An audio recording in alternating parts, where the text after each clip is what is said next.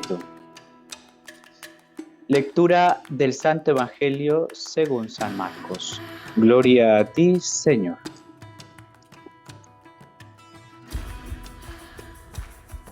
En aquel tiempo, Jesús se dirigió a su ciudad y lo seguían sus discípulos.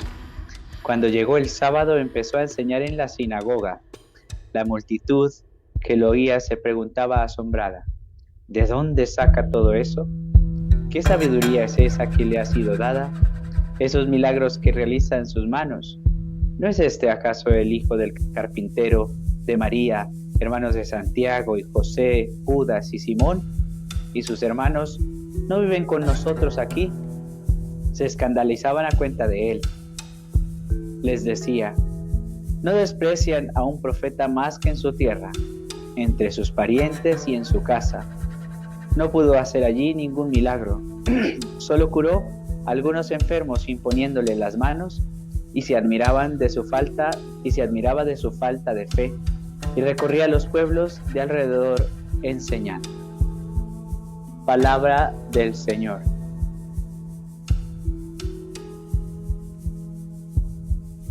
Bueno, a ver, de este evangelio sorprende varias cosas. O sea, en primer lugar, Jesús hace milagros, pero no los puede hacer entre los suyos, no lo puede hacer en su propia casa. De hecho, hay un verbo muy curioso en griego que es el verbo ekplesomai.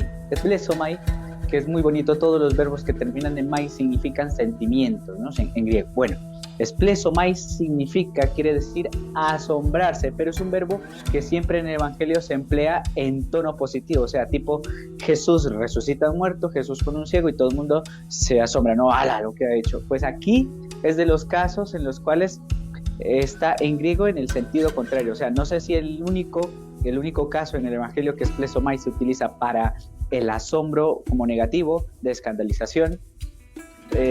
Puede que que haya sido carpintero, que ha trabajado entre nosotros, obre milagro. Y es que hay veces que las cosas más grandes de la fe las tenemos tan a mano que no nos damos cuenta de lo importante que son, ¿no? Le voy a poner un ejemplo. Por ejemplo, Santa Bernadette, la vidente de Lourdes. La superiora de su convento siempre, hasta el final de sus días, dice cómo la Virgen se ha podido aparecer a esta chica, a la cual ella consideraba que no era ni siquiera un ejemplo para el resto de la comunidad. O por ejemplo, el mayor dolor que tuvo la hermana Lucía, la niña vidente de Fátima, Lucía, que luego fue religiosa, ella lo cuenta muy bien en sus memorias. Es que dice: mi madre llegó a un punto en que, si yo no tengo problema en creer que la Virgen se aparece, pues, o sea, ¿cómo no se va a poder aparecer la Virgen? Pero ¿por qué a mi hija? ¿Cómo a mi hija? ¿Cómo es posible que la Virgen se aparezca a mi hija? Pero lo ven, o sea, es lo mismo que experimentaba la superiora. Nos pasa también a nosotros. Pensamos que necesitamos experiencia espiritual bomba grande, y sencillamente, como estoy en mi casa con la plancha, con las actividades de día a día y cuidando a un enfermo, digo, pues Dios a mí no se me puede revelar. O sea, a mí me falta algo. ¿Cómo es posible que Dios me pueda hablar a mí? O sea, y no nos terminamos de dar cuenta de la potencia que tiene la verdad central de nuestra fe, que por nosotros los hombres se hizo hombre. O sea, significa que Jesucristo se ha hecho hombre por amor a mí, y en todas las condiciones humanas sencillas que rodean mi vida, Dios me está hablando.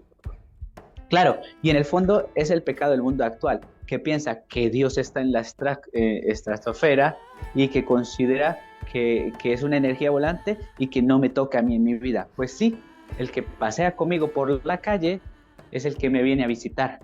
O sea, mi vida no está a falta de experiencias espirituales increíbles, no, mi vida está a falta de fe. Porque la mayor experiencia espiritual que existe en mí es gracia santificante, se llama así, y se da en el bautismo. La gracia santificante, dice Santo Tomás de Aquino, que es la participación en la vida divina. O sea, la misma vida divina que está en la Trinidad está dentro de mi corazón. O sea, tener eso excede lo que cualquier persona puede imaginar jamás en la historia de la humanidad. Entonces, cuando tú dices, no, es que ni me haría falta para estar espiritualmente mejor, no, pues sí te hace falta la gracia. Únicamente eso es lo único que nos hace falta. Tener más fe para darnos cuenta que tú en Nazaret te puedes encontrar con Jesucristo, y a la máxima expresión. Pero hay dos cosas que en este evangelio nos dejan, ¿no? En términos técnicos dice Jesús: ningún profeta es estimado en su tierra. Estimado en griego se dice atimos. Timao en griego es algo que significa apreciar algo, valorarlo, quererlo. Y Jesucristo es átimos, desestimado, ¿no? Es lo que vemos en el mundo actual. Miren, ayer en la carretera había un atasco impresionante, ¿no? Me voy una hora más para un viaje que era corto, ¿no? Sencillamente porque la vía que estaba vía hacia un lugar estaba atascada, ¿no? Entonces nosotros buscamos las vacaciones con tal de salir de nuestras distracciones de nuestra vida, ¿no? Entonces había mucha gente saliendo de la ciudad. ¿Cuántas veces mucha gente en vacaciones dice, ¿dónde tengo una iglesia para ir a misa los domingos, ¿no? Y teniéndola cerca aún, no van. Entonces, no estimamos nosotros lo que realmente hay que estimar. Decía San León Magno, las cosas de esta vida, tanto más se lloran cuando más se tenían que llorar. Y tanto menos se desean cuanto más se tenían que desear. A lo mejor lloro porque he perdido la salud y al final morí, pues nos teníamos que morir. O sea, ¿cuánto lloramos las cosas que no tenemos que llorar en esta vida?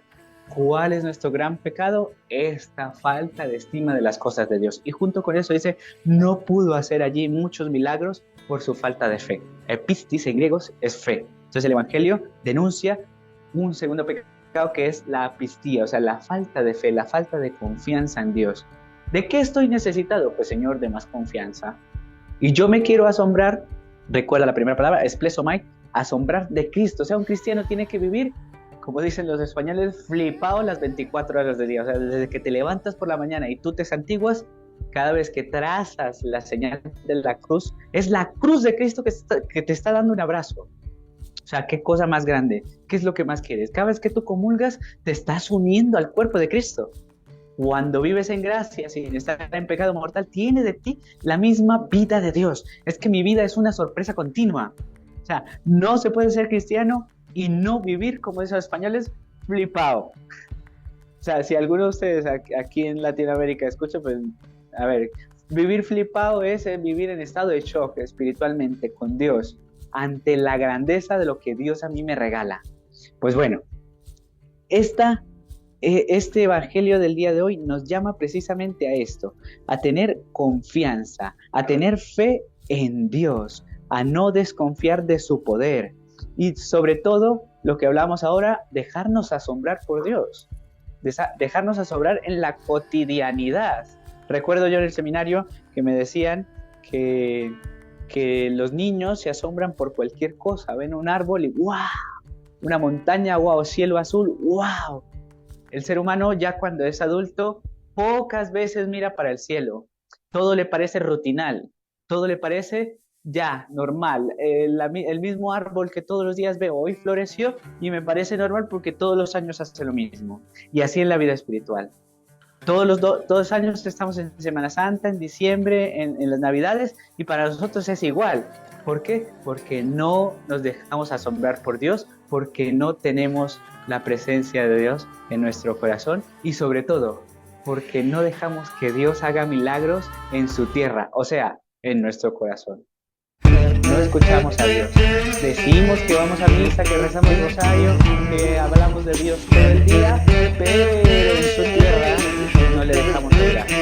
Y es allí donde tenemos que empezar a dejar obrar al Señor.